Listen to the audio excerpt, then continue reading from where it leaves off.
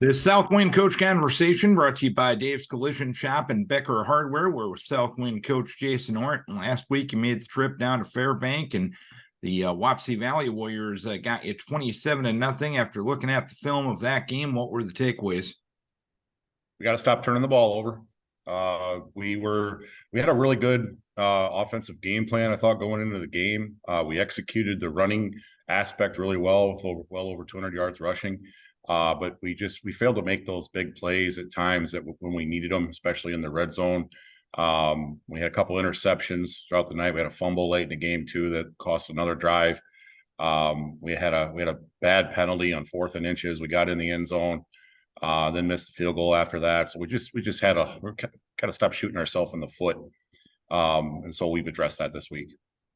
And what is there any common denominator among those turnovers and mistakes, or are they really specific by specific things that you need to improve on?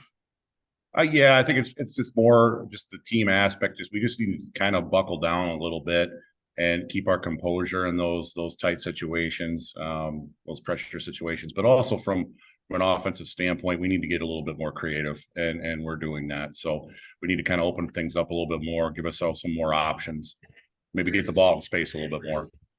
And looking at some of the stats from last Friday night, even though you gave up 27 points, one stat that stood out to you, to me at least, 11 tackles for a loss on defense. That seemingly was a positive. Is that something you can build off of? Sure. And in the game where you're not scoring points and the other team is, it's really hard on your defense. And I thought our defense played well enough to win, especially in the first half, with the exception to they were able to march down the field with a couple explosive runs right before halftime. But again, our offense put our defense in that situation. We could have went into the game tied at half, and instead we're down 2 scores. And that really kind of, took the air out of the tank a little bit with our kids. We tried to pump them up at the start of the second half, but then Wapsie came out and had another explosive run. And so when you're dealing with a team that has the athletes and the speed that Wapsie Valley does, you have to minimize their opportunities. And unfortunately, we didn't accomplish that. And that's how we got into that kind of hole. But you're right on the tackles for loss. We preach those. We are creating those with not only our players but our scheme. Carter Wentel's doing a really good job of getting guys, into gaps and in the backfield and making those negative plays. And our kids are doing a pretty good job of that. We just need to build off of that, like you said. And we haven't been good at forcing turnovers for the most part on defense. We're getting those tackles for loss, but I'd like to see us get a few more turnovers on our end. And when it comes to the rushing attack, you did have 214 yards and 5.1 yards carry last Friday night. And sometimes when you look at that from a macro perspective, it doesn't tell the whole story. But did you get that type of consistency within your running game, independent of the turnovers itself, that you would like to see on a week in, week out basis?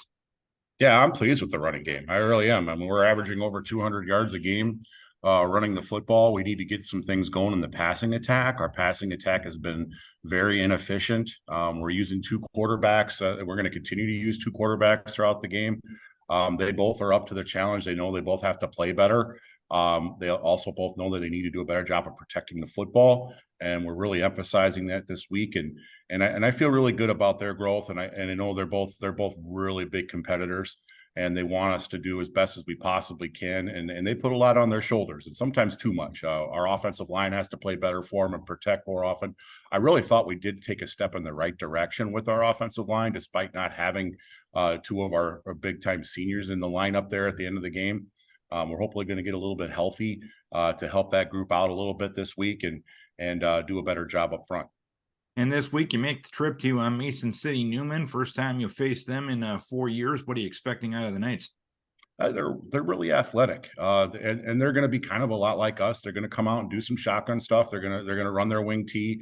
You got to stop their wing tee first and foremost, and that's always an offense that can be a challenge every week, especially if you hadn't seen it yet this year. And they pull their guards really well. They got a couple big tackles, like they like to overload on one side. It's something that they've traditionally always done. And so, kind of revert back to some of the things we did against them back, 4 or 5 years ago, look at that and point out some things that we did well, didn't do well. But, they've got a really good, talented fullback that I think that they're really kind of leaning on a little bit for them offensively. So first and foremost, he is our number one priority to try and slow down in the game. All right, Coach, hopefully you can find the winning ways this Friday night. Keep your guys healthy. We wish you best of luck. All right. Thanks, Darren. Head coach Jason Ohrt. This Southwind Coach Conversation brought to you by Dave's Collision Shop and Becker Hardware.